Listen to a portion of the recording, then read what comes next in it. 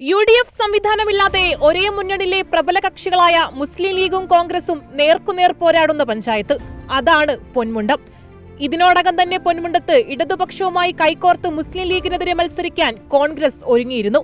ഇതിനിടയിലാണ് BJP minority മോർച്ചയിൽ നിന്നും രാജിവെച്ച് മലപ്പുറം ജില്ലാ പഞ്ചായത്തിലെ പൊന്മുണ്ടം ഡിവിഷനിലെ സ്ഥാനാർത്ഥി സിയാദ് കൂടിയത്തിന്റെ വരവ്.